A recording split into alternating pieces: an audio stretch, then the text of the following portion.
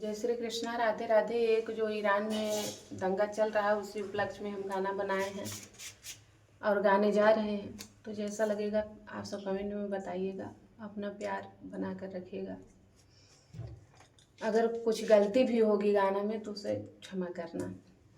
दुनिया में उठल बा जंग के धुआं हो, दुनिया में उठल बा जंग के धुआं हो, धरती रोवेले चुप के बड़ा रंगदार सरकार। हाँ जी, धरती रोवेला चुप के बड़ा रंगदार सरकार। मध्य पूरब के धरती कब आई शांति हो, मध्य पूरब के धरती कब आई शांति। ईरान के नेता खामने के नाम, बड़ा रंगदार सरकार। ईरान के नेता खामने के नाम, बड़ा रंगदार सरकार।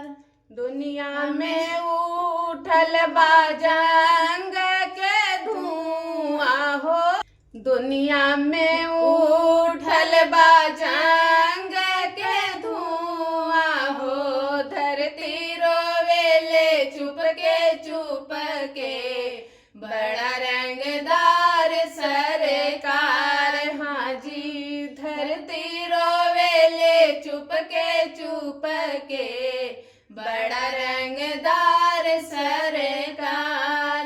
नेता लोग करे फैसला भारी हो, नेता लोग करे फैसला भारी हो, जनता रोवेले दुख से झुक के बड़ा रंगदार सरकार। हाँ जी, जनता रोवेले दुख से झुक के बड़ा रंगदार सरकार।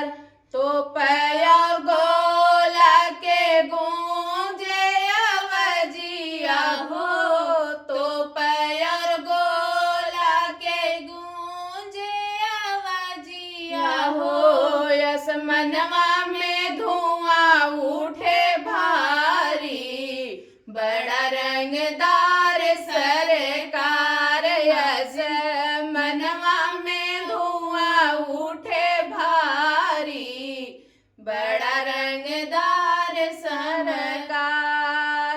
राजनीति के खेला बड़ा भारी हो, राजनीति के खेला बड़ा भारी हो, दुनिया में सब देखे जाए बड़ा रंगदार सरकार। हाँ जी, दुनिया में सब देखे जाए बड़ा रंगदार सरकार।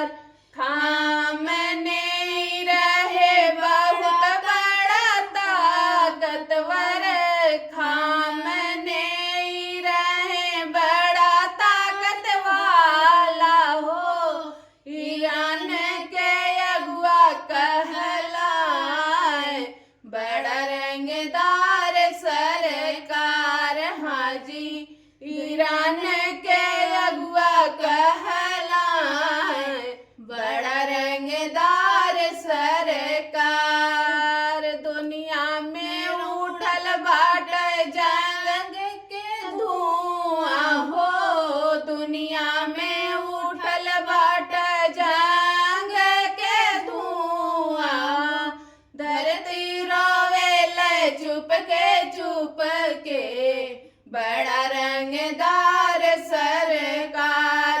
हाँ जी, धरती रोवेले चुप के बड़ा रंगदार सरकार। तेहरान अंबर गूंजे बम के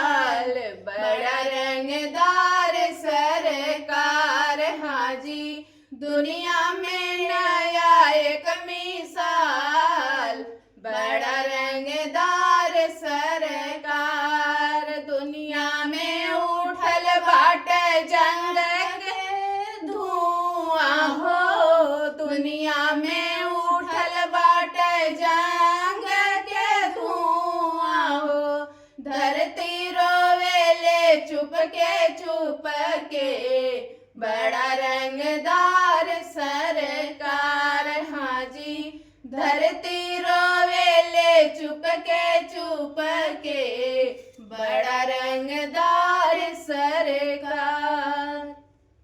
गाना कैसा लगा कमेंट में बताइएगा।